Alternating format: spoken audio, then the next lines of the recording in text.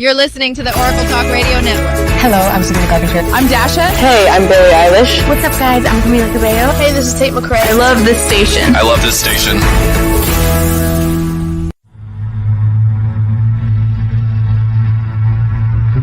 You're listening to Chasing Prophecy Radio, where we discuss anything and everything beyond the scope of normal. On the Oracle Talk Radio Network. Broadcasting live in Pittsburgh and Philadelphia. If it's unexplainable, we're talking about it. Whether you're a believer or a skeptic, we cover everything where the unknown becomes the known. And now, here are your hosts, Jenny Nicasio and Tom Callway.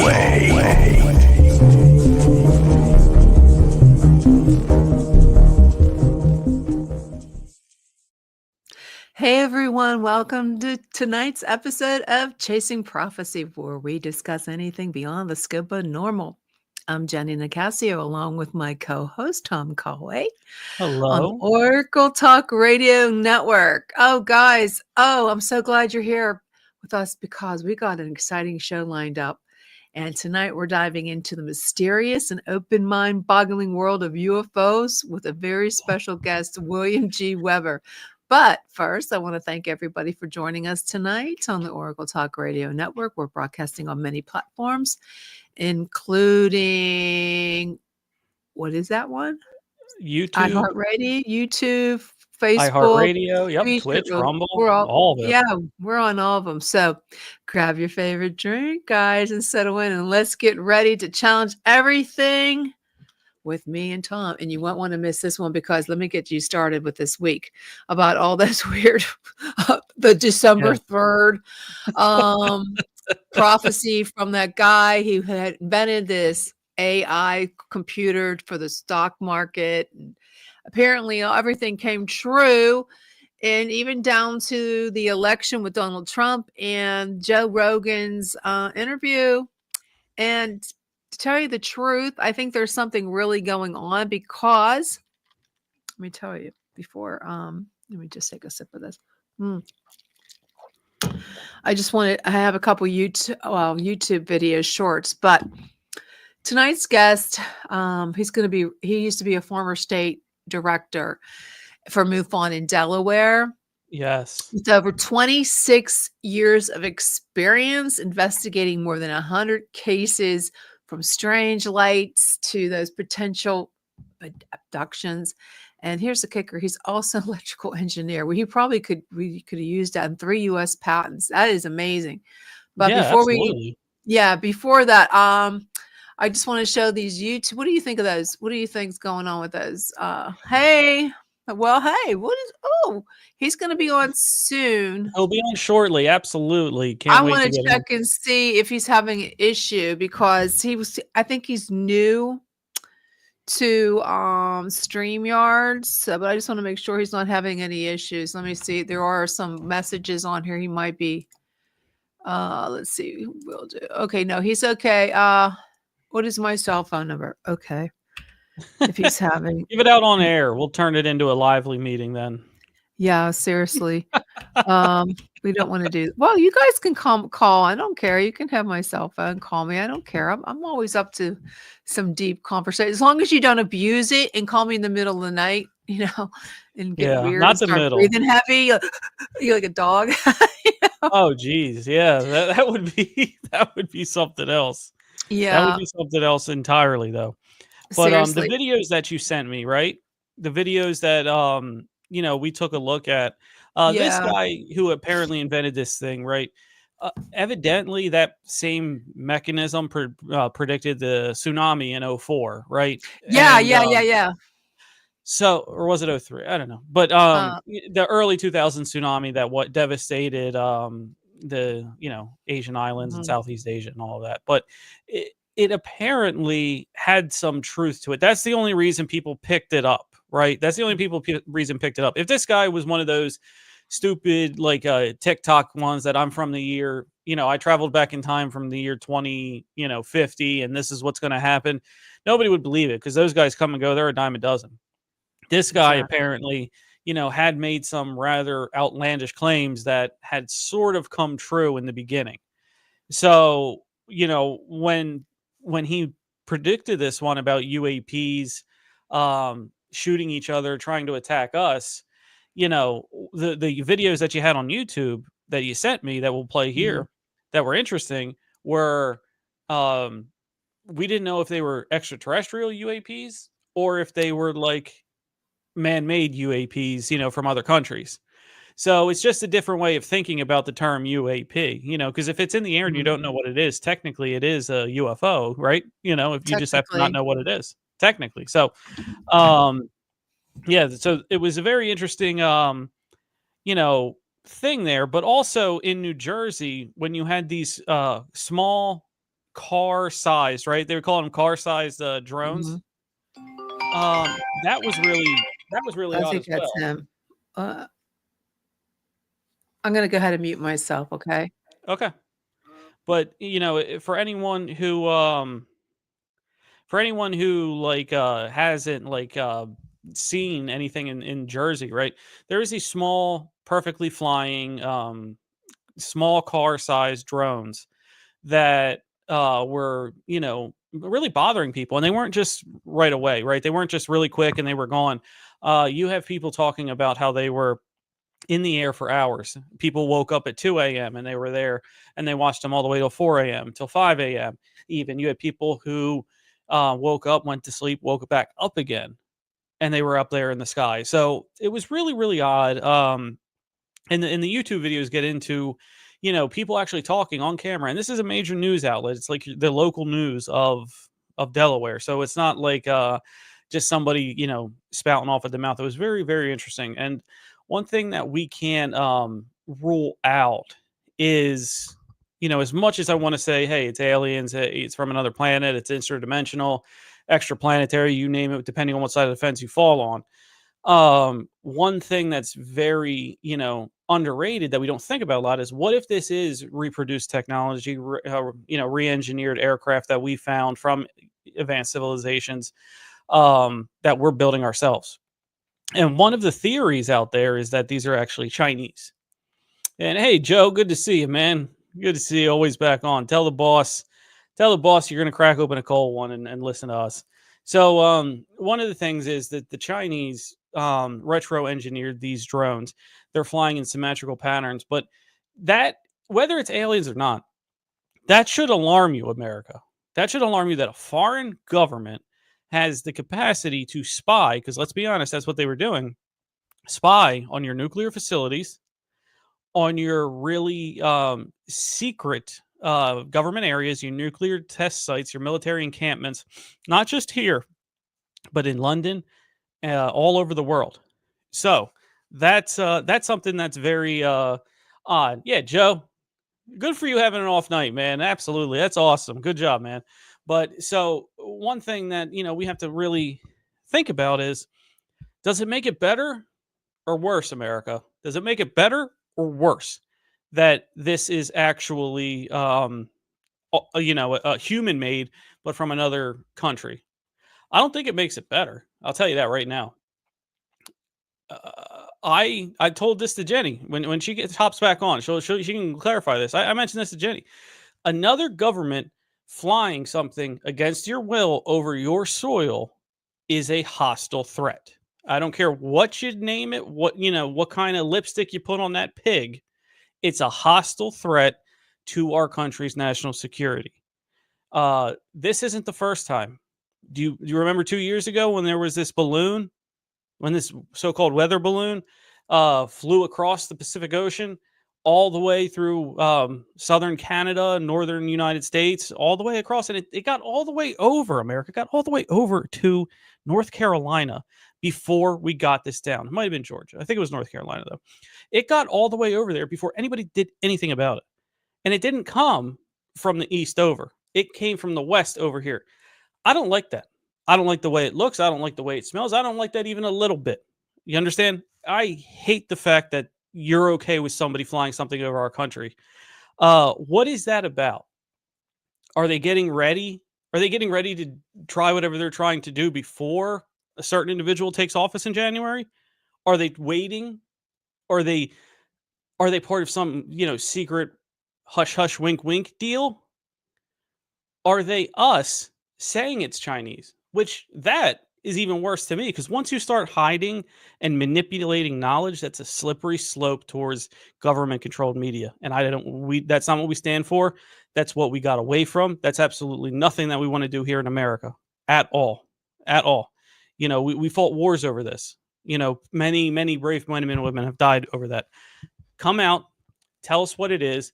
If it's not extraplanetary and somebody has, more advanced technology than us, tell us. Don't be secretive. Don't be taking all these money and budget items out and putting them into your budget, right? And trying to do these secretive projects. Come out, tell us we're behind. We need money to catch up. This isn't the first time. We're not stupid enough to think America was always the greatest and we're the great. You have to earn the title greatest. We won the Cold War. Without our intervention in World War II, Europe is lost. And that's a whole continent. That's not one country. We have to earn the title of greatest. Don't rest on your laurels. If it's a technology from somewhere else that is more advanced than us, but it's still human made, let us know. Let us know how we can help. Stop this secrecy bullshit. Honestly, I'm tired of it. Stop all of it. You know why you're not attracting the best and brightest from MIT? Because they don't want secrecy.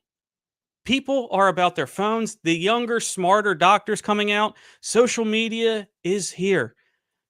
They want to be able to talk about their cool stuff. They're not going to sign NDAs anymore. You're not getting the best and brightest. And guess what? The people you had working in Boeing, the people you're working at Northrop, the people that you had working at BlackRock. The thing about that is that those people who are the geniuses who are working in those companies are getting older now, America. They're getting older. You need to replace them. Otherwise, that's going to fall down. You need to have that cohabitation, that cooperation between the both. Terry, what's going on?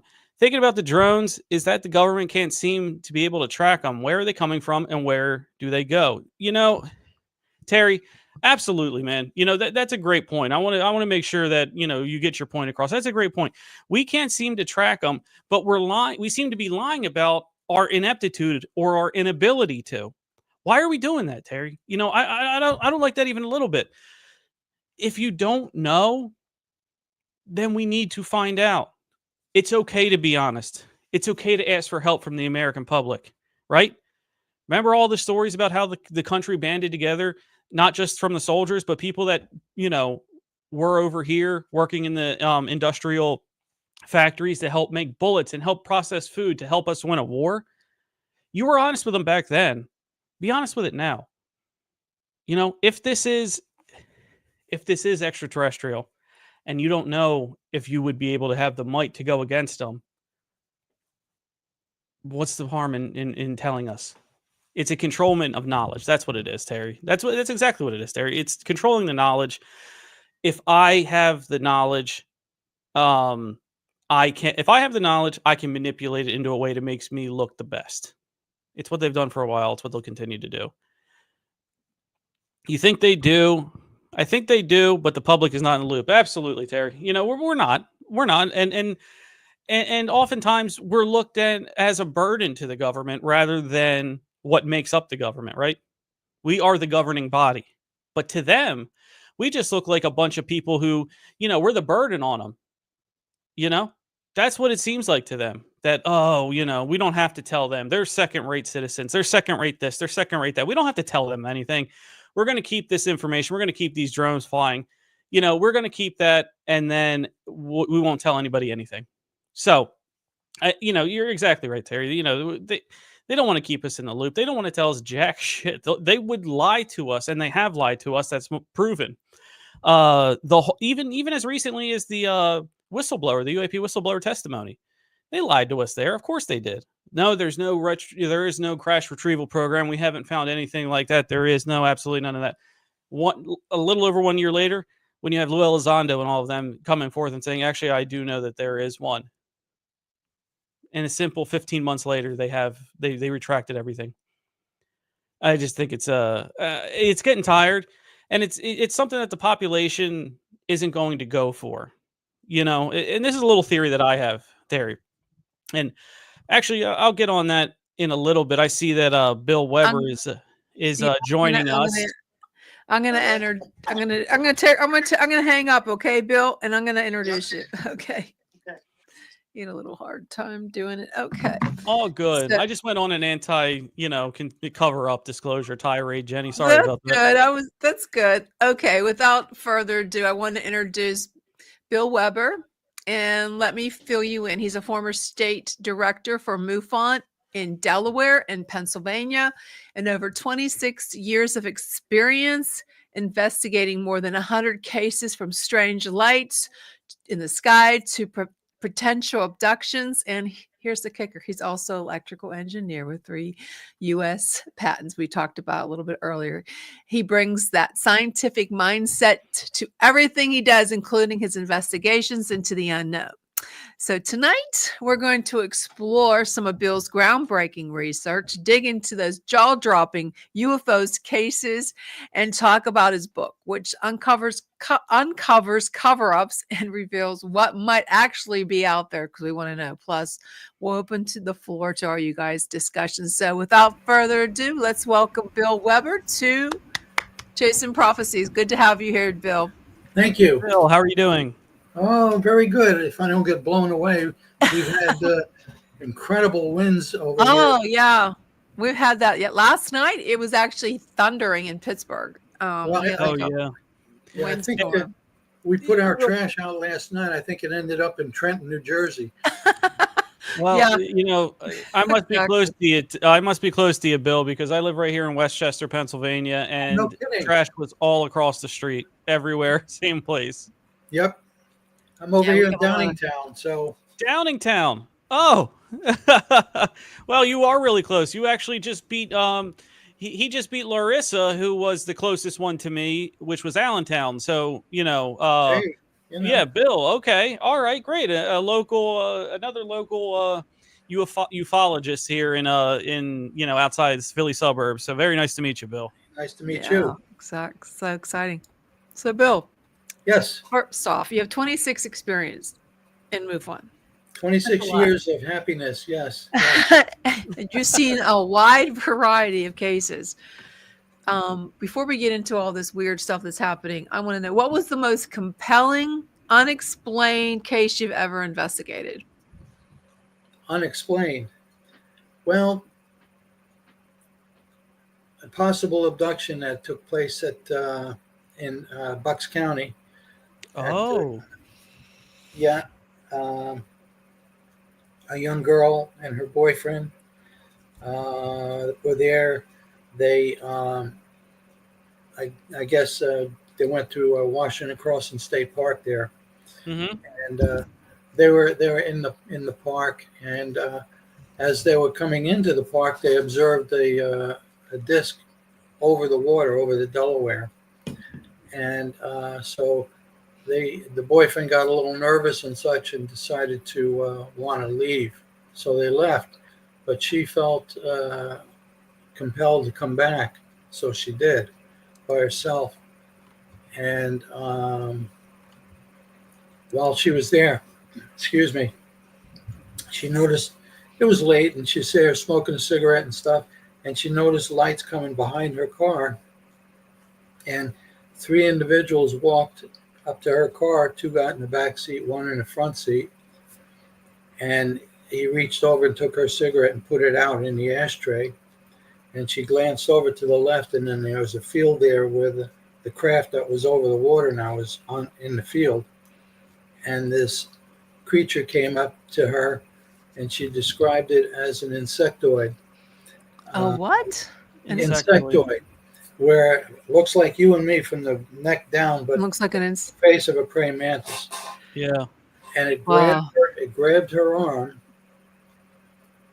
and the only thing she remembers then is when she got back to the car, that the engine was cold. She was back in her car. She had lost time, and she didn't remember anything else.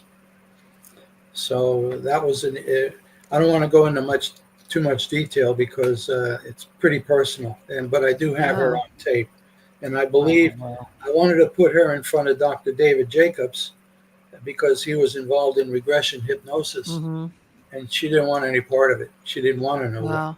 Yeah, I can It's understand. terrifying. Wow. I can totally see that. I've always been Bill, fascinated with the insectoids, the mantids and things like that, but I haven't heard of one that close to home. That's incredible.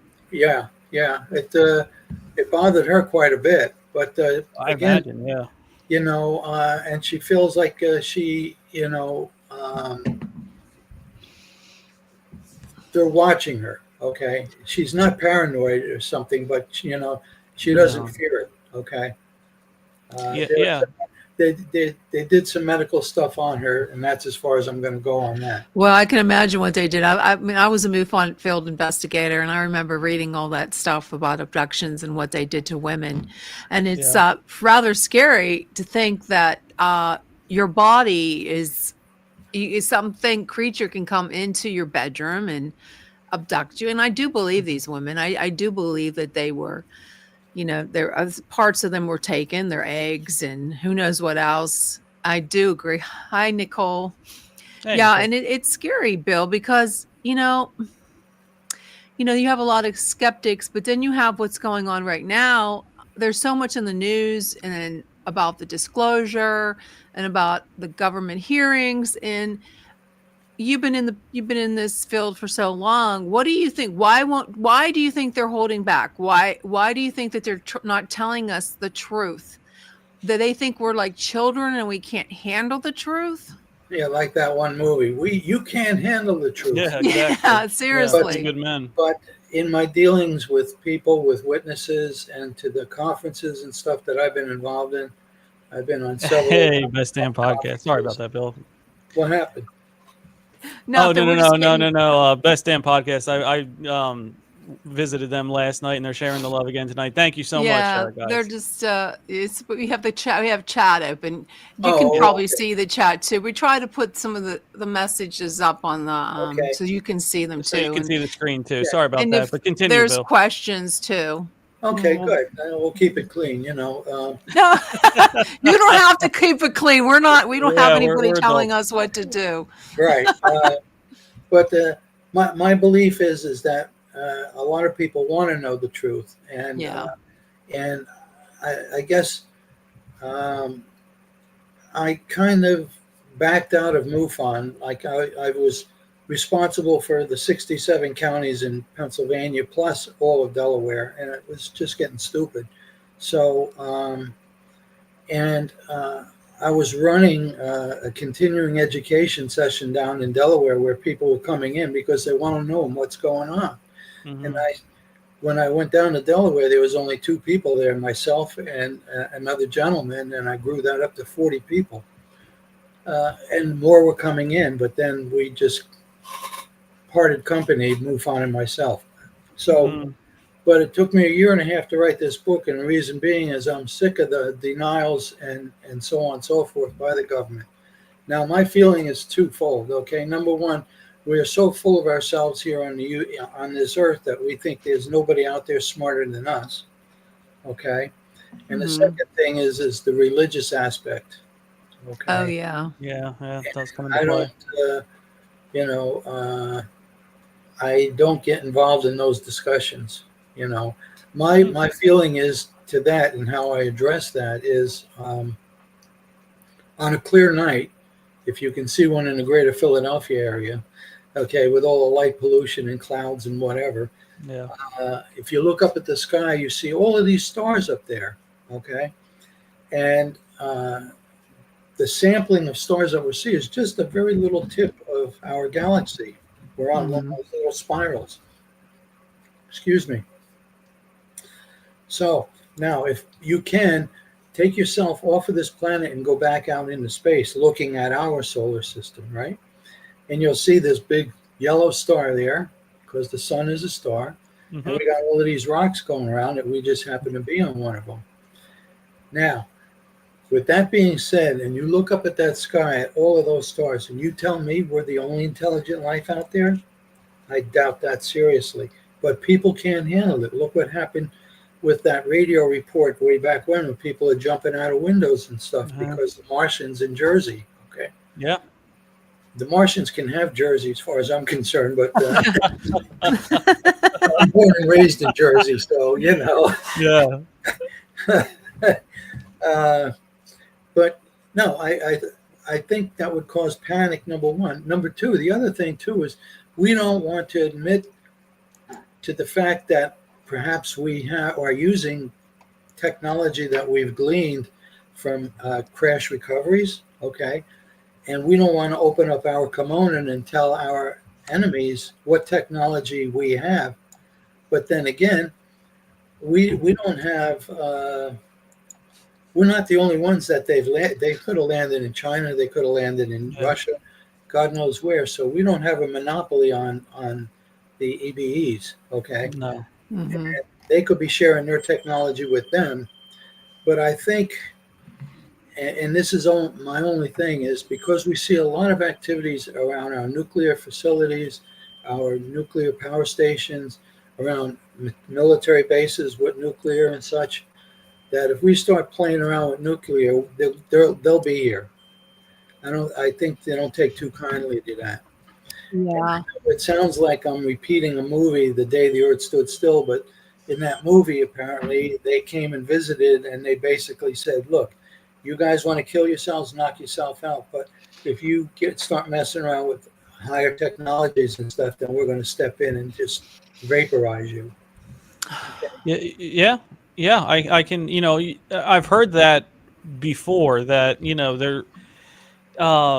they're there, to, in a sense, they're there to guide us, to help us, enlighten, if we were to take the metaphysical way, to enlighten us. But once we start, moving into the danger end, right, and being more dangerous with the planet, because we like to think we're the only things on here, that's when they might, step in and intervene.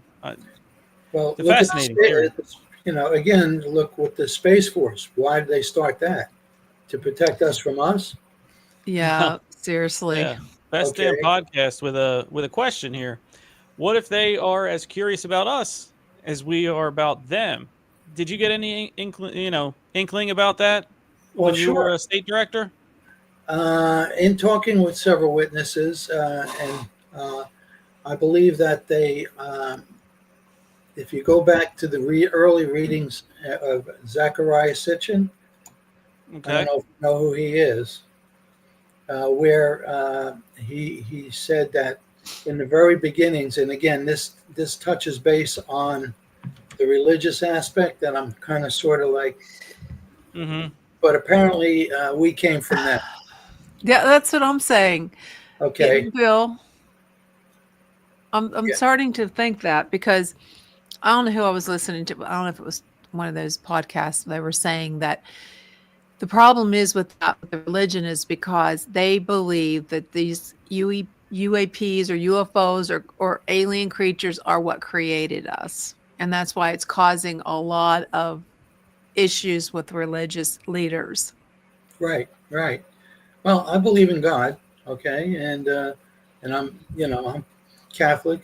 I'm married to a very religious Sicilian girl, so you see, I got the cross and the horns and all of that here. Yeah, there you go. No, I'm like that too, Bill. Yeah. I'm torn because I got into a lot of discussions. I believe in people when we get into creation and everything. And my view on this is, God created man in his image. What if he created other beings that he wasn't truly happy with, and instead of destroying them, what if he stuck them somewhere else in the universe? Right, or the story repeats itself from planet to planet to planet. Yeah. No, you're exactly right. What's up, Squatch man? Good to see you. And to answer that one question, why are they here? Well, they've taken us if you think about where we came from the swamp, and then became gorillas and Yeah. so on and so forth, Neanderthals and so on. So we could be an experiment, okay? Yeah. And they're the ones that got it started, and they just want to see how far we're going, okay? So they're Most keeping definitely. tabs on us to see where we're going. And that's why they're getting a little concerned now about nuclear power. Yeah, Because they're because we're worried. starting to reach the killing all of ourselves on accident stage. Well, You know they what I don't mean? care about us killing ourselves. I think they're more concerned about Killing the outside of planet. that. Right, Yeah. killing them. It's like giving a baby a switchblade to play with. You know, they've got to watch over us. Yeah, for sure. And you know, Terry, you know, either life is everywhere or nowhere, and both are equally terrifying. And you're Mhm. right there, Terry. And you know, that is true. You know, there are verses in the Bible that refer to extraterrestrial life. Oh, most definitely. Yeah, and you know, plus, you know, look, I don't want to go there, but like the Renaissance paintings, you know, paintings of Yeah, like the yeah. Virgin Mary, the paintings of Jesus, you know, paintings of the old biblical times of you know, flying saucers and things like that. It's really everywhere, and even came down to the point of I believe the chief astronomer of the of you know, the Vatican, right, for the Pope. Right, Even he said you can believe in aliens and believe in God. Yeah. You don't have to pick one or the other. And right. this was back in 2008, which this might seem like a ton, but it's not that long ago, you know, comparative to everything. Where, you know, he said if you believe in a creator, you can believe in UFOs because that just and aliens because that means he created them as well. It doesn't Correct. mean you have to, you know, pick one or the other. Correct. Mhm. And it's alleged too that the Star of Bethlehem wasn't a star. That's been Yeah. alleged. That's been yes, you're exactly right. Okay. Exactly So right. so yeah. So I guess this book took me about a year and a half to write. It covers Okay. some cases that I was involved with directly. My co-author is Major George Filer. He's retired U.S. Air Force, and he was stationed at McGuire Air Force Base. Okay. And there's a chapter in the book about the incident that occurred at Fort Dix McGuire. And I guess that, when was that? I'm trying to think.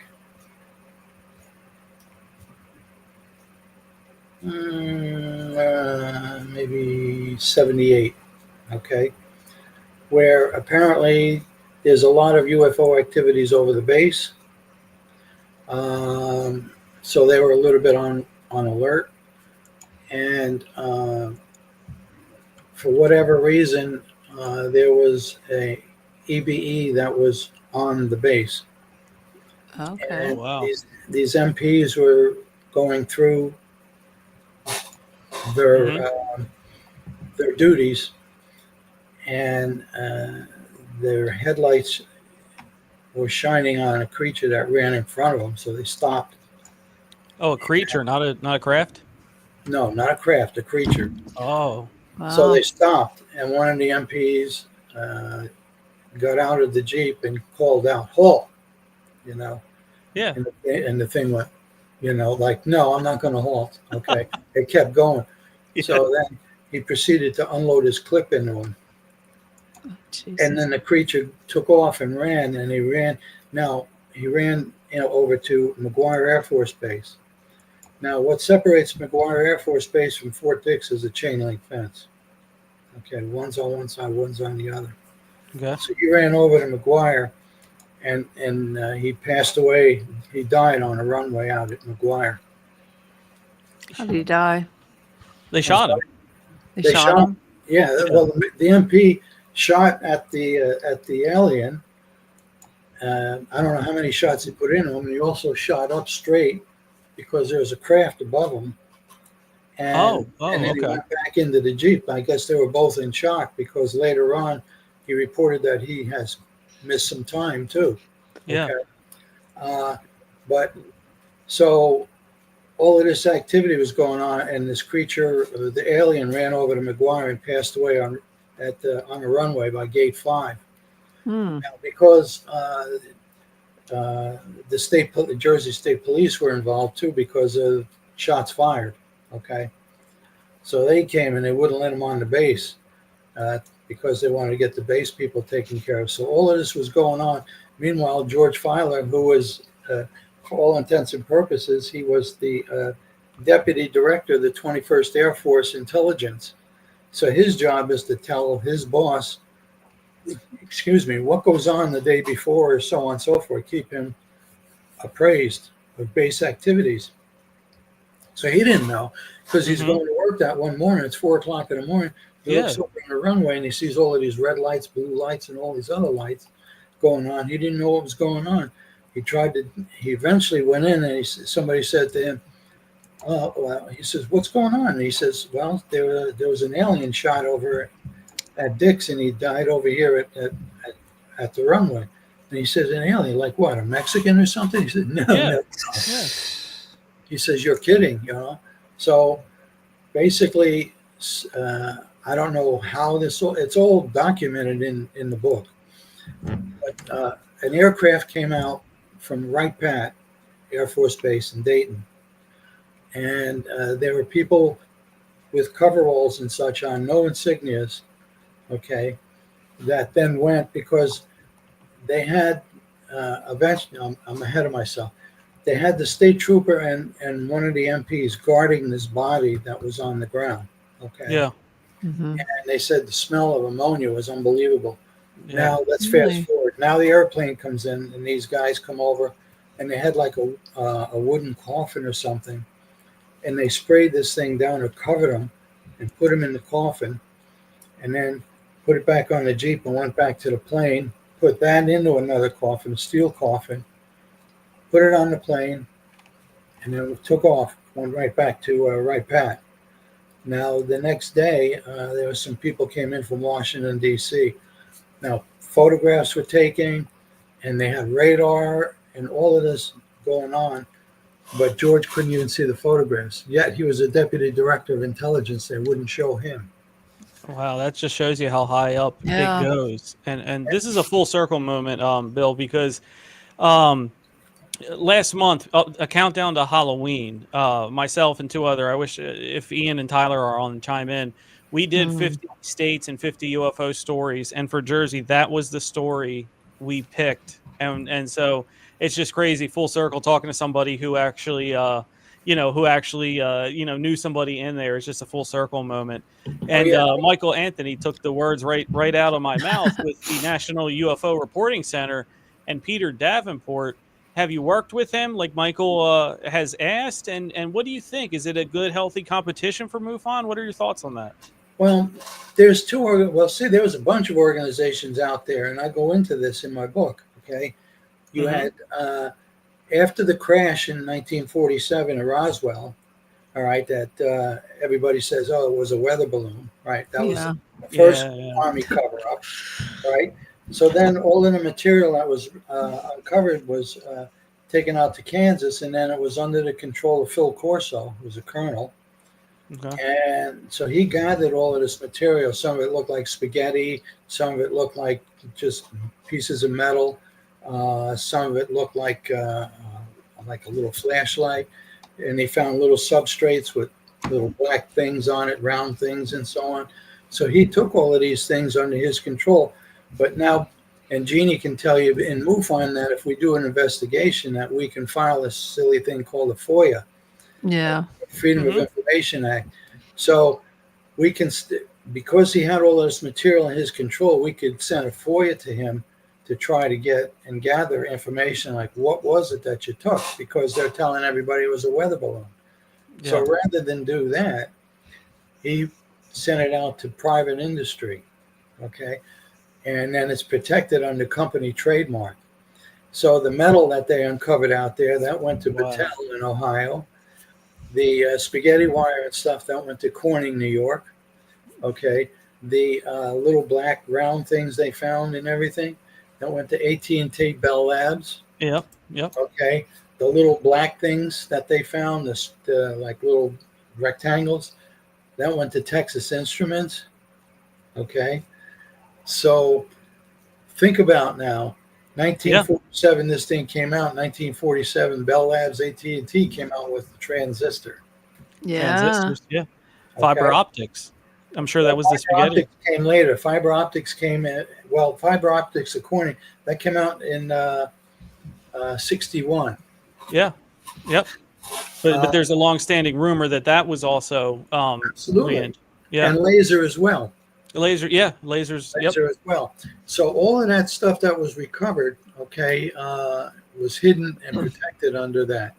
Now, just think about, and I have a chapter on UFOs and technology in my book, okay? Where we were before, where like you're doing calculations with a computer, and that computer's using stepper switches and electromechanical relays and so on and so forth. And it's slow as all get out, right? Yeah. So then all of a sudden now, and now somebody decides, well, let's speed this up. We'll incorporate vacuum tubes into this, okay?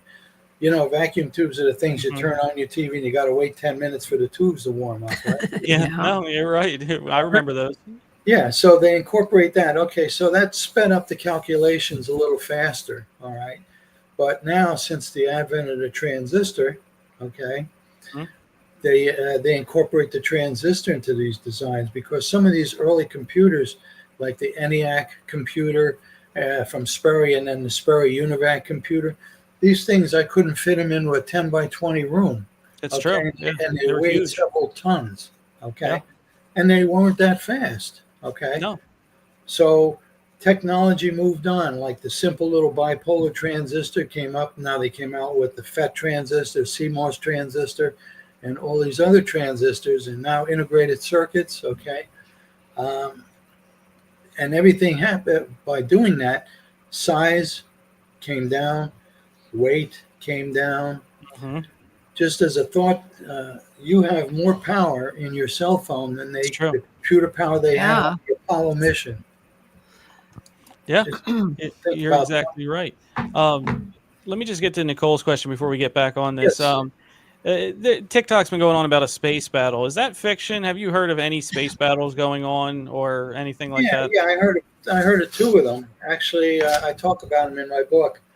One of the space battles occurred in the year 1561 over Nuremberg, where there were battles in the sky and such. Okay, and they were documented in the Nuremberg Gazette. And then soon after that, in 1566, the same things were going on over in Bern, Switzerland, and that's documented as well. Now, just for your listeners, people have been seeing this stuff going back to the year like 216. Oh, okay? Yeah. Where they were described as shining shields in the sky. All right. Christopher Columbus had a sighting. It was following his ship. It's in his logbook. It's in his log, and he brought out people on the Santa Maria to see it. It was following the ship, and then it took off straight up. It's fascinating. Do you notice any patterns over all these cases? Do they all have the same pattern, or are they different patterns?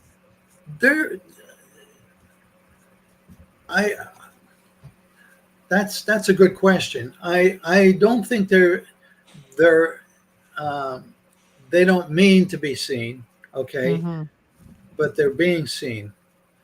I think they're doing their own thing, and whatever their own thing is, because like these people that have gone to like David Jacobs for his regression hypnosis and stuff, he still doesn't really know what their agenda is. That's the million-dollar question. What is their agenda? What do they want?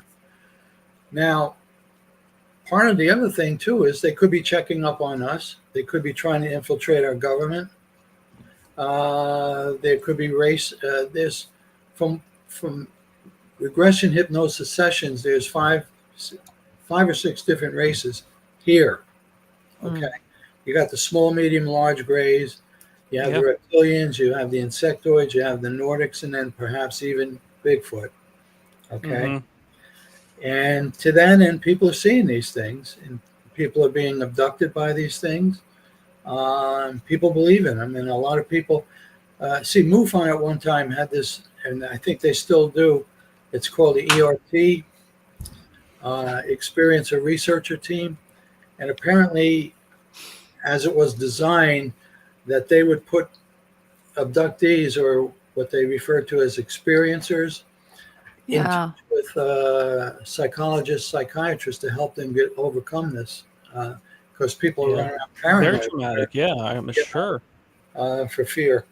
But Most definitely. What Did about? I'm sorry. Go ahead. I no, was just gonna say, did you ever have an experience? a Like, long time ago, before MUFON, okay, when we first moved here, uh, it was an anomaly, okay, and this is what got me interested in MUFON. We were laying in bed at night. My wife was facing the front windows, and I was facing her. We were chatting about the day, and she says, "My God, what was that?" And I says, "What?" And she says, "Both windows filled up with lime green color. The mm, light didn't come into the room, but it was outside." So I says, "Well, get out of here." She says, "No, no, no." So I got up out of bed and I looked out the window and I didn't see anything. And all of a sudden, the sky got all green again.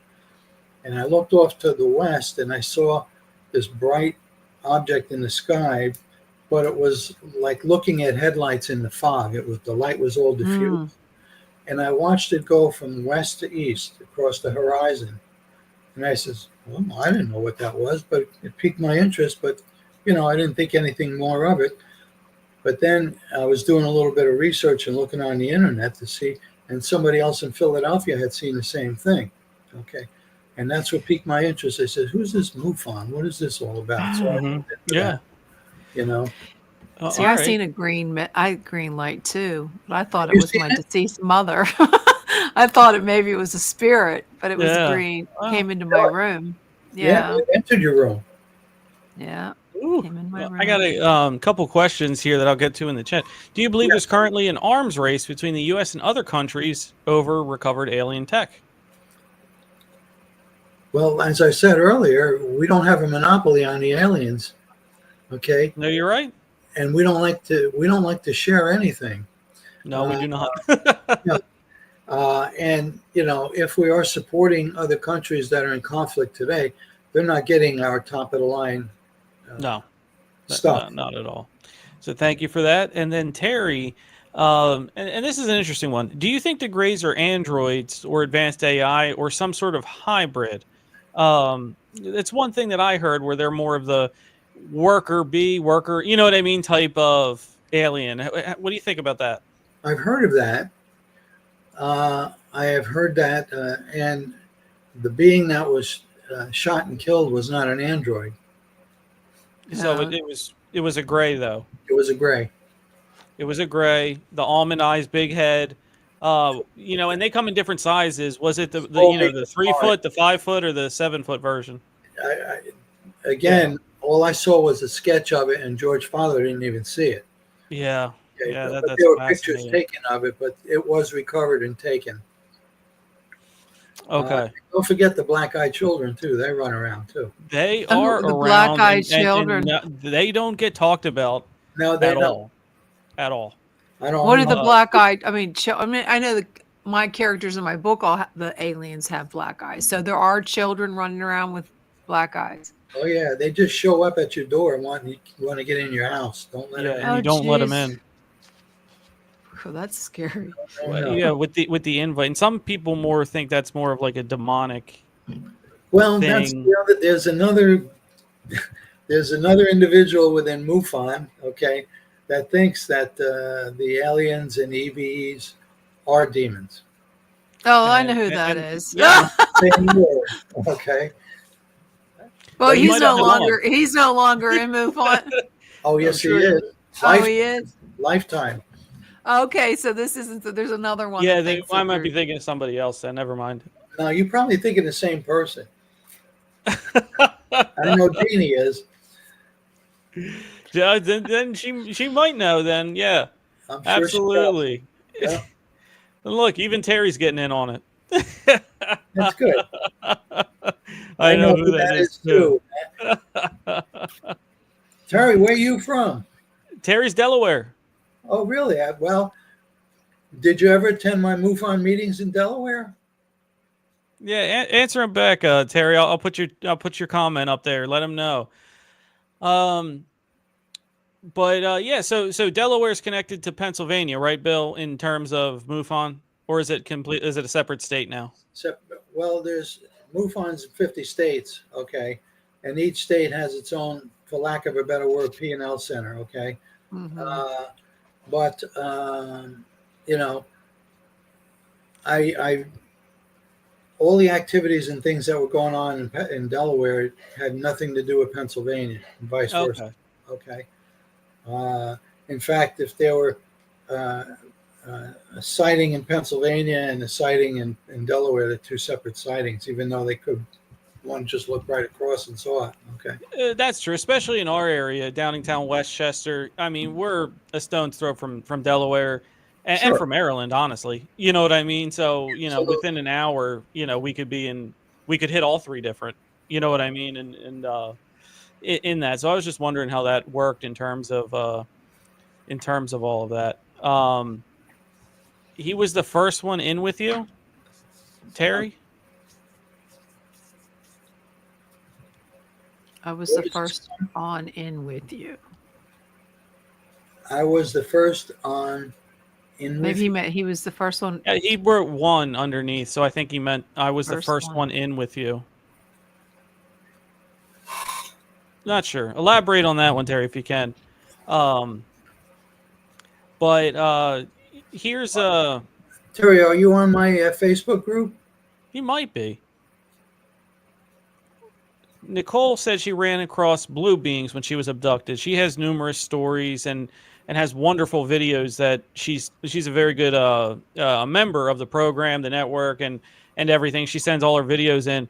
What would you say about blue beings? No comment. No comment? Okay. No comment. He said yes, he was in the groups with you. Do I personally know you?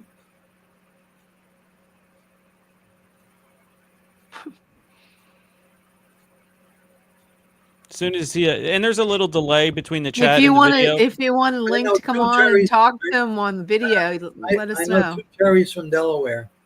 We talk all the time, my friend. You forgot about me already. I know who he is. Okay, there you go.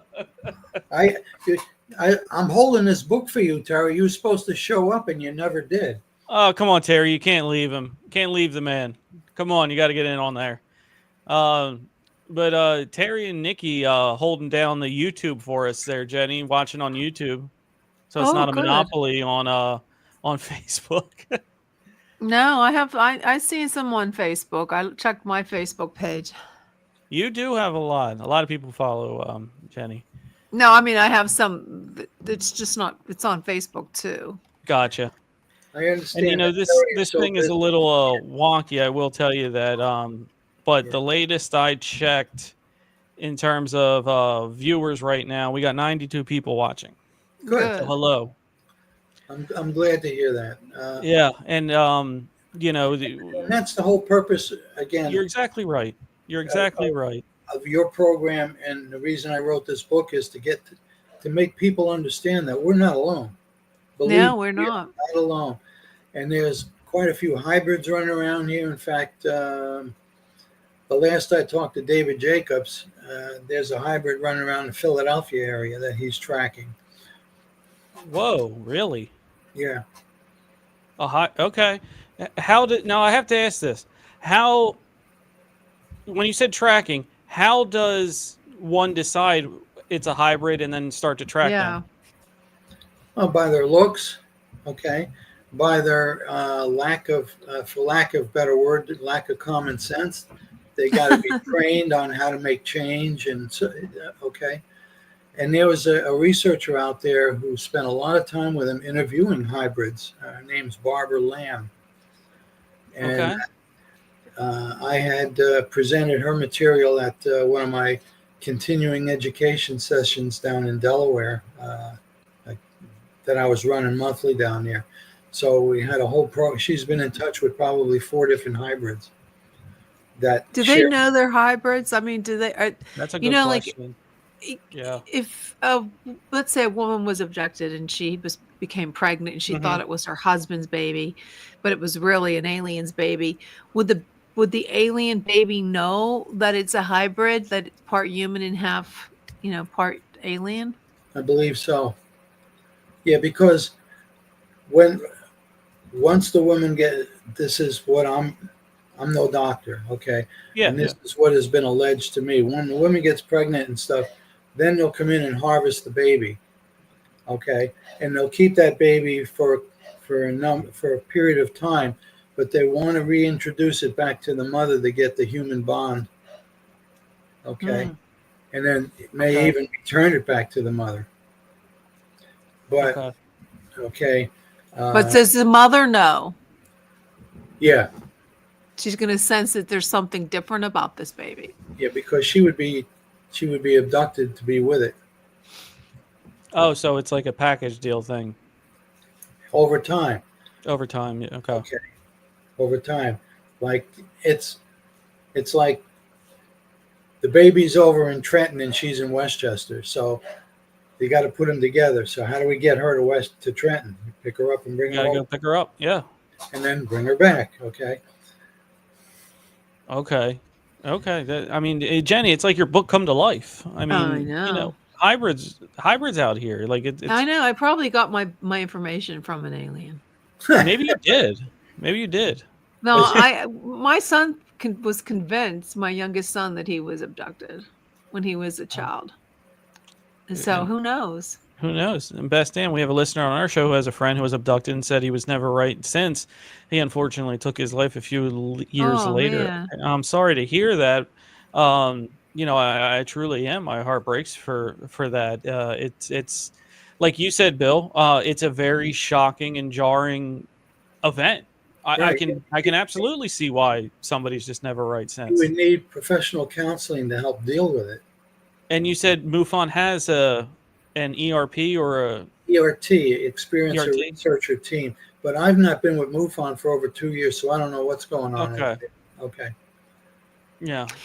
Do you think we should be worried with all this, these sightings, like the one that everybody's been seeing, the drones that are big as cars? Jersey. Yeah. Jersey. Yeah. I don't know. Again, we don't know. Okay, and I'll just say this: I said it took me over 1.5 years to write this book, right? Mm-hmm. I did an incredible amount of research on this. Now, for every piece of research that I found or piece of information, there's an equal to or greater than amount of disinformation out there. Yeah, I understand. So you have to kind of sort of over time build a filter to kind of sort of filter out, now, is this real or is this, So I fondly refer to my filter as my BS to reality converter. It's the tech that you have re-engineered from. Yes. Because now, if I hear this story, like somebody will file a report and say, and Jeannie will know this if she was a field investigator. Somebody files a report, she gets the report, she calls the guy or the girl, and she says, I got green men running around my backyard. Okay, you got to take the data. You do. You do. You got to take that data. You have to investigate it, and you got to close that within 90 days with some kind of a disposition. Okay. Now, if that's the only person that has seen green men run around her backyard, and you notice that there's 5 or 6 bottles of J&B on the side of her house, okay, you kind of sort of figure, all right, here comes the BS to reality converter. Okay. Yeah. So yeah, you'll take the data and everything else, and the disposition is hoax. Yeah, there was some hoax, but then there was some, I believe, that were legit. And a person from the West Virginia, he's a director, he believed that it was not real. He thought it was a house. You're talking about what? Fred? Yeah. I know Fred very well. Fred Salute, yeah. Yeah. He thought it was, him and John Ventry, they completely blew this woman off. And I've seen the videos. I've talked to her a number of times, and I still think she was legit. Because she had expensive equipment that MUFON did not have, like really good equipment and photography, like cameras and stuff. So maybe, because she believed that they were these flying, look like a helicopter, but then it would morph into something else. And they would, I seen the footage, and I saw them morph into something else, but they were convinced that it was a hoax or. Well, what did they think it was, other than a hoax? They just would not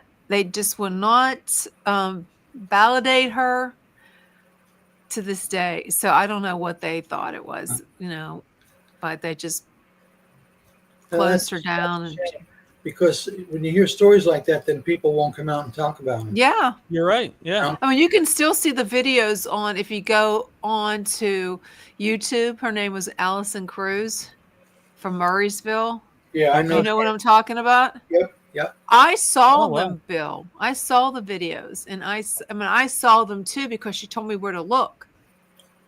And they would come in so fast, and then they would zip. I bet any money if they would go investigate that now, they would say that these are the same thing, those Tic Tacs, because they would go in, and then they would disappear. And I seen one come so close to me that my dog ran inside, and I lived like 10 minutes from her. Yeah, she ran, and she's a German Shepherd, and she's seeing this thing. I go, holy! And this is before drones were, no one had a drone. Right. And Bill, she's in a real hot spot over there in Chestnut Ridge. And it just zipped out. It zipped so close. I mean, I never see anything. It just came. Oh my God! I'm running inside, and my dog ran. But I seen them. What you have to think about now too is again paranormal. You think it was paranormal? I don't think it could be paranormal. Could be orbs. Could be paranormal. No, because they came in so fast and they weren't. I've seen pictures of, like out in Arizona, it looks like it's snowing out there with all the orbs that are visible out around Sedona. It was a light. It wasn't like because I did ghost investigations too, but it wasn't like that. It was a light. It was something in the sky. It wasn't. It was a physical craft. It was a physical. It wasn't like it wasn't like a. Okay. But anyways, I know it's hard when there's people think they're hoaxes and then they don't want to report. And you do have to investigate and you do have to report it. Sure you do. Even though you can tell whether or not. I mean. Yeah. The guy was on LSD or something. No, because you got to listen to them and you want to encourage people, because if you're the investigator for MUFON and you're shutting them down and you're making them feel a certain way because they're, you're just not believing them or not giving them the time of the day, what is that going to do for the next person? You always have to look for the down the line people, and all of that. Right. But Best Damn Podcast chimes in with, what do you believe about the Las Vegas landing a few years ago? Yeah. With all of the, do you remember that one, Bill? I hear of these things. I heard about the ones down in Florida also at the mall. But again, I've been focused on the book that I kind of sort of put blinders on. Okay. Yeah. I didn't want one in Miami that one. The Miami one is nuts. Apparently, there's going to be some video leaked for that, and then the Las Vegas one, to me, if I was an investigator, that was very, very compelling. You got the body cam from the cop. You got the 911 call. You got the 911 call or dispatch to the police officer. There was a lot of things there that they took seriously. Uh-huh. I mean, you had the dash cam green, orb falling down right there, from the, it just, there's a lot of pieces there. I'll have to look into that. That's scary. I mean, if one of these, seriously, folks, if, they're talking about that AI thing about December 2nd. If you actually had a physical ship or something in the sky, are you going to believe it? It's because it's Project Bluebeam and all that. Are you going to? No. I totally understand where you're coming from, Jenny. Unless it's outside with your own eyes. You know what I mean? Seeing other people report it, seeing it on the TV. Yeah. I don't know how many more people are going to be convinced of it. And then you're right, you do have the conspiracy theories of Project Bluebeam where it could be just a light show, or a hologram in the sky. everything to keep the disinformation at the surface, right? Everything to keep disinformation up at the surface. Look at the organizations that came in from the crash in 47. Okay. You had Project Sign, 1947. 1948, you had Project Grudge. Okay. And then soon after that, you had Project Blue Book. Yeah. And all of them were to discredit people. And the guy that was in charge of Project Blue Book, the scientific consultant, J. Allen Hynek. Yeah. Okay. After seeing thousands and thousands of reports coming in, he's saying, well, maybe there's got to be something to this. So he set up his own organization. It's called UFOs. Yeah. Okay. And then Davenport followed him with NUFORC. Okay. Yep. And then soon after, when Project Blue Book closed down in 69, that's when MUFON started. Yeah. Yeah. Okay. But see, the difference between QFOS and NUFORC and MUFON is QFOS and NUFORC will take somebody's report and write it down and keep it in their database. MUFON will do the same thing, except they'll send out an investigator to work the case to try to figure out what was seen. That's the difference. Okay. And then that person would come up with some kind of a disposition to tell the witness, this is what this was. You were actually looking at the star Betelgeuse, okay, or whatever, or that was the ISS that you saw going by. Because they do there's a lot of training there that goes into it. Jeannie will tell you, you have to buy a manual and study it, and then you still have to go on their it's called the MUFON computer or training center, and you got to go there and keep studying because things keep changing, and you're tested. If you don't pass the test, you don't make it. Yeah. But look at the advances in technology since 47. Remember the little Friedenflex erratic calculator, clonka. Yeah. Do you realize now that there are two computers down at Oak Ridge, Tennessee? Do you understand mathematical nomenclature? Like powers of 10? Mm-hmm. Powers of 10. If I say 1,000 is 1 times 10 to the 3. Yep. Right? Yep. Okay. There are two computers down in Oak Ridge, Tennessee that can do 1 times 10 to the 18th operations a second. You gotta get that thing on Bitcoin. That's a billion operations a second. I can't even think that fast. No, I can't either. But the downside is it goes so quick that they got to keep 600 gallons of water in it to keep it cool.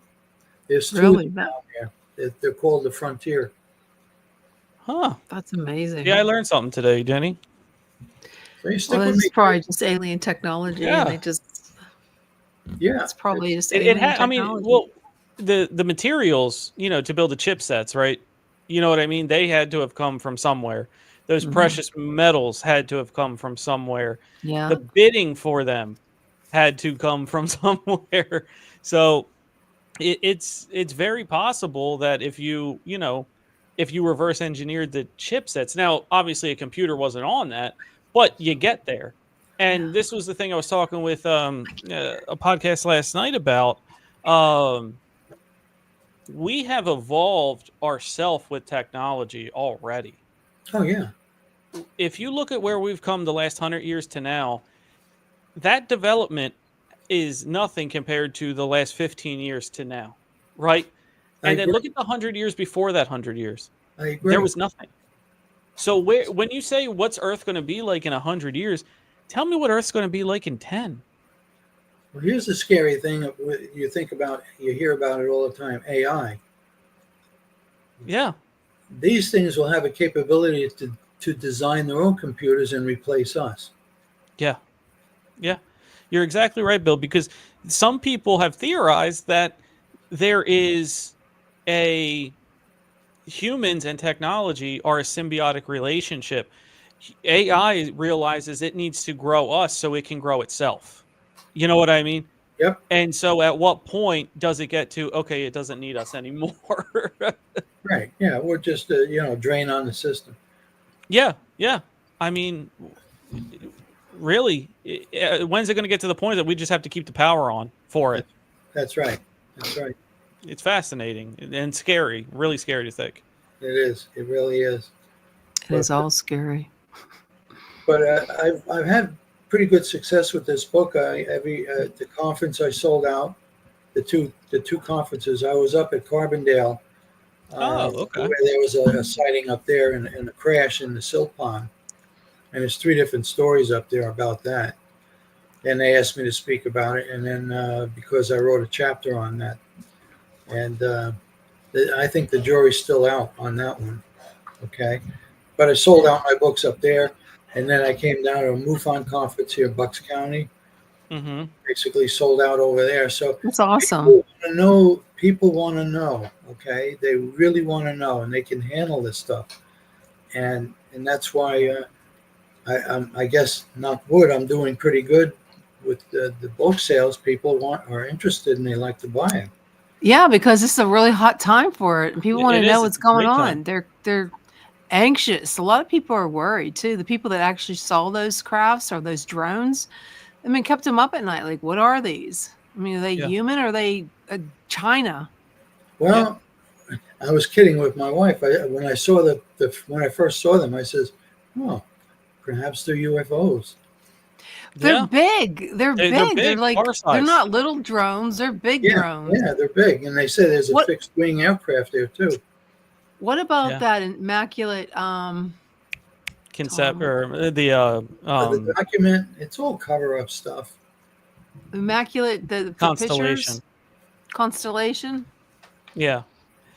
So the Immaculate Constellation is apparently a document or a folder or an archive, I should say, actually an archive of the high res images of like the Tic Tac, the gimbal, the Go Fast.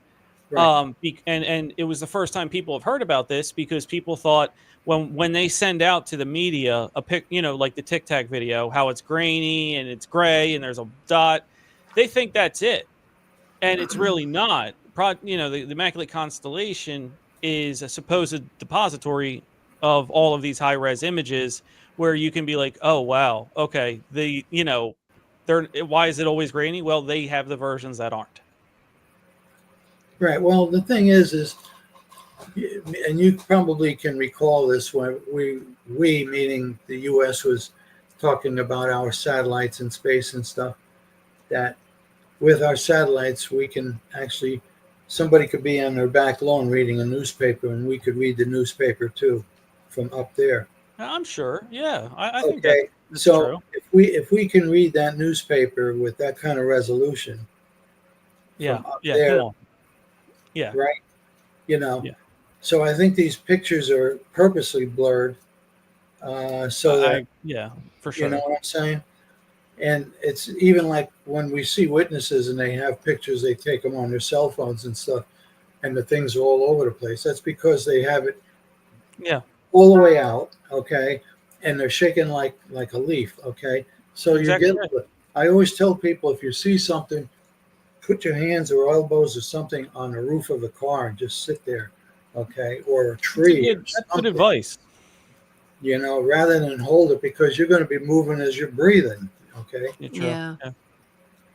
So Nicole says most of the UFOs are solid. That's what I used to think, but now the ones that I've watched videos on and talked to people who have seen them, and the ones that I've seen, they have a hum.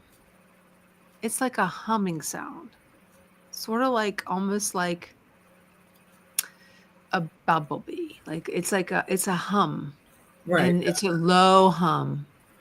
And you have to check, again, the area around you, too. If you see something, see if there's any interference with the radios. See if there's if there's any animals that are, if you hear crickets and all of a sudden you don't, okay? Or, that's another, that's you're right. Yeah. When the sound, nature becomes quiet. You're right, Bill. So, these are things that you look at. But it's like you can't just say they're all going to, that's fair. They're not all going to fit in one mold. A broad paintbrush. You can't really generalize and say they're all going to make a noise or they're not going to make a noise. Mm-hmm. Okay? It depends whose they are, and some of them that have been reported could be ours. Yeah, That's and another point. Maybe the ones that make noise are, because we're not the perfect replication, right? Whenever you try to replicate something, it's never going to be exact. There's always going to have a little bit of degradation to it. That Mhm. might be what the degradation is Right. that they got everything right but that hum. Right. Now it's alleged we have craft that's under the program called Aurora, mhm. and this aircraft is the TR-3B, and that's an anti-gravitic aircraft that can, I think at 70,000 feet, can go at Mach 9, which is, Wow. it's moving right along, Yeah. Yeah. Yeah. So 7,000 miles an hour. you think we've unlocked anti-gravitic? That would have to be the case, right? Yep. Yep. Is there any evidence of element 115 to do that? Well, is it a function of element 115, or could it be spinning Mercury? Remember what the Spinning Germans Mercury. had? Well, that would be a whole new, way to. Yeah, you're opening up a whole can Yeah. of worms. Yeah, So about the spinning Glock. Mercury for anti-gravitic, and you're right. I forgot about that about Germany. Think And about this was Victor, back, and we took their scientists. You know that, right? Yeah, we did. took all of them. Paperclip. think about Victor Schauberger. Yeah, Remember they him? were the head of NASA in the very beginning when NASA started. They Yeah. were the first heads. Well, Schauberger came out with this thing. It was the repulsion Well, that was spinning Mercury. That it's alleged that his prototype just took right off. it never came back. Never came. There it went. And but Nazi Germany was very interested in that stuff. And after the war, well, see, there was a crash that was recovered in the Black Forest in 1936. Yeah. Yep. And the Nazis got a hold of that, and they took it up to their castle up in Wheelsburg, Germany, where they were reverse engineering. But then they were very much into the occult as well, the black side. Yeah. Right. You have to be with what they were doing. And one of their, I guess, mediums, her name was Marie Orsic. And she had a sidekick. Her name was Sigrun. And Marie Orsic was supposedly in telepathic communication with beings from the Aldebaran star system. Mm-hmm. And through that communication, she had uncovered or recovered plans that were mixed in with the plans that were reverse engineered from the crash in the Black Forest. And they resulted in the plane, the first series that were called the Hanabu. Yeah.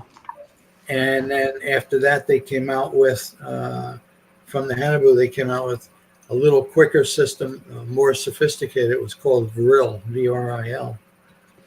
Now, during the war, the Allied pilots and stuff were complaining about being buzzed by these things. They called them Foo Fighters. Foo Fighters, yeah. Yeah. Could those Foo Fighters be the Hanabus?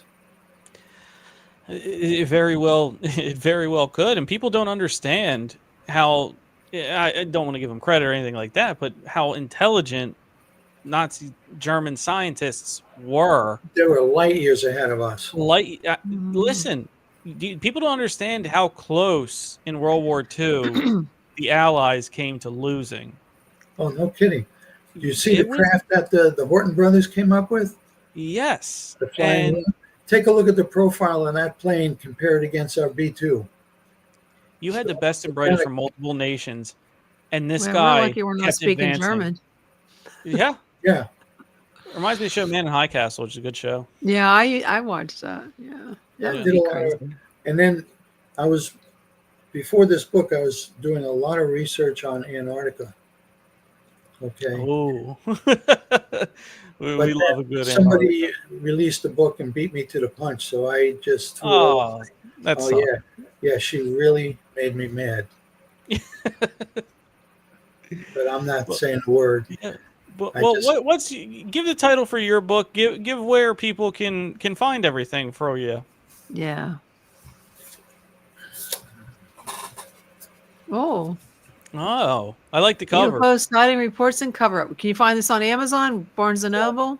Yes, all of the above. It's on Amazon.com. It's on Barnes and Noble. It's on Ingram Sparks. It's also on. There's another platform it's on. It's called Books.by.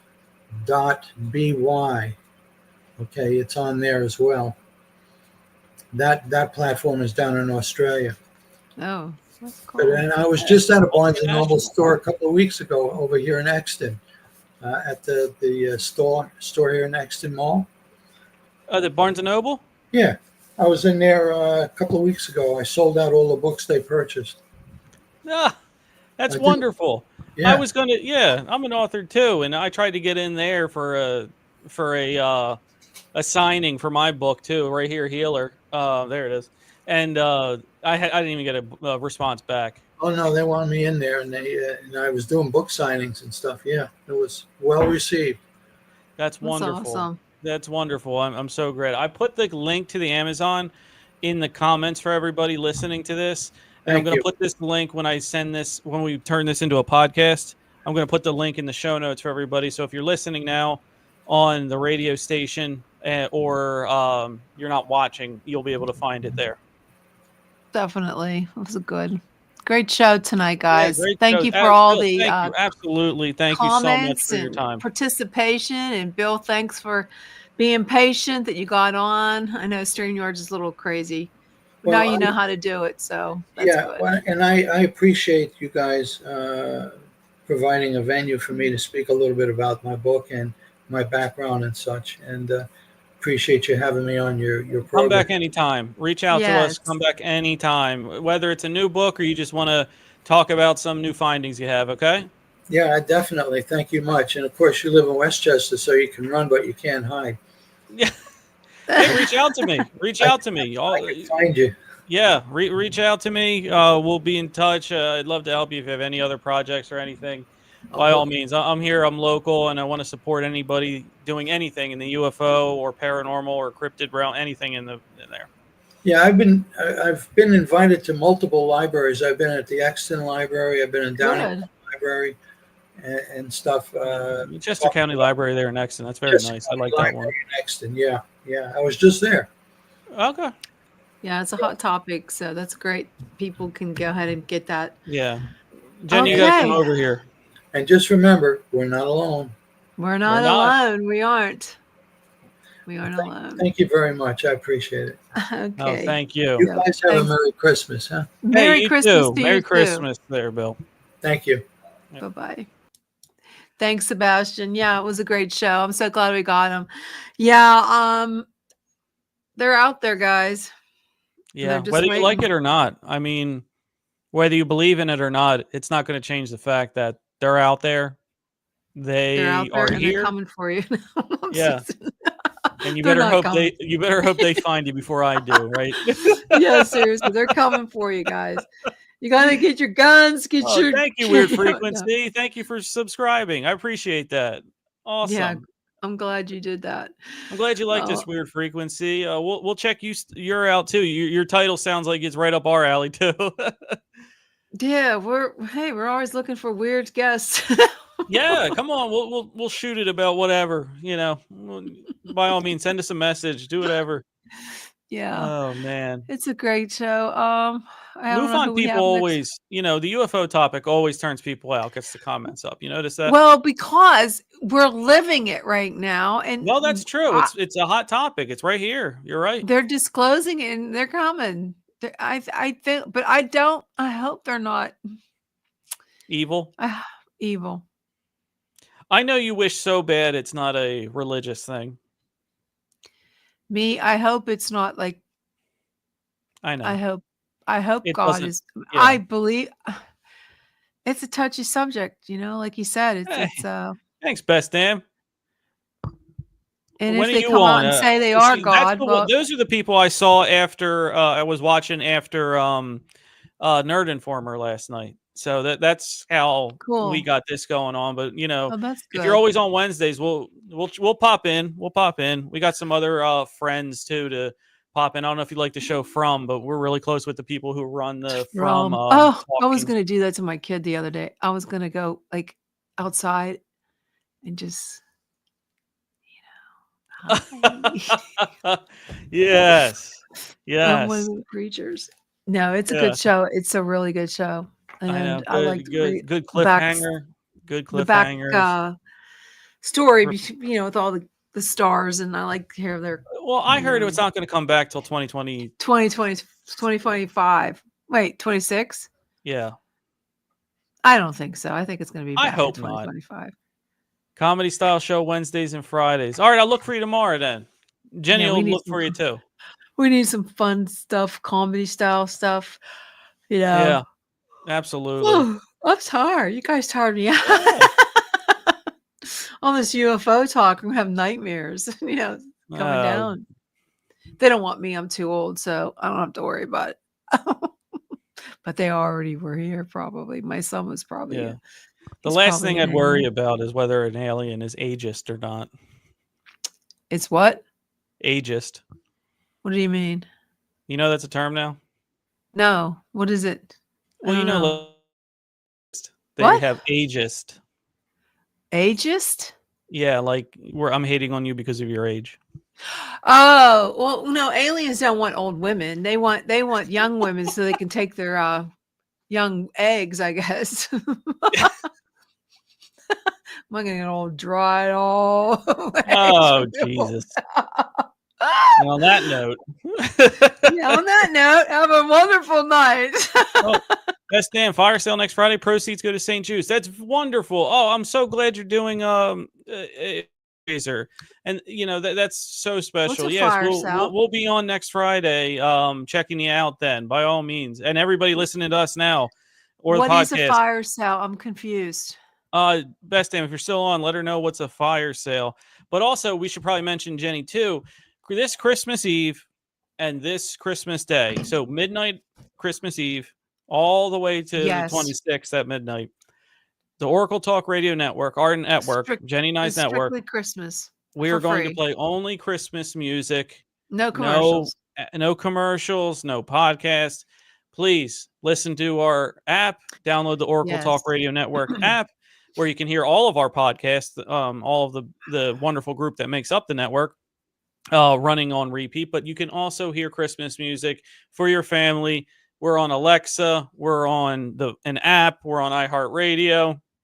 Go to our radio station, download the app. Alexa, whatever you want to do. Your smart speaker, your car, whatever. Christmas music, 24/7. Our gift to you. Because you have to pay for it on Spotify. That's true. You have to pay for it on Spotify to get. Unless you have premium packages and stuff. This is free. No. We want to help. We want everybody to be able to listen to the Christmas music they want. So by all means, please check us out. And best damn, where Tyler does a stupid bid for donations. Next, Tyler's doing a shock collar karaoke Christmas edition. God. If he that sounds pretty funny. That's terrible. You're gonna shock him. $5 donations, and you choose the song with donations going to St. Jude's. That's wonderful. Yeah, I'm going to get in contact with you, Best Dan. We'll share that across our network and try to get the turnout for you, help out too. So I'll be in contact. If I don't, I'm sorry. I'm busy. Just message me by tomorrow and we'll get everything squared away. Best Dan. That's wonderful. I love people doing that. That's great. Thank you so much for doing that. Jenny, okie dokie. That's it, right? That's it. We're gonna have a great night. I have a book signing on Saturday, but I don't know if my books are all gonna come in time. So I might be canceling that book signing in Greensburg, Pennsylvania. But anyways, guys, have a great night. Buy it anyway.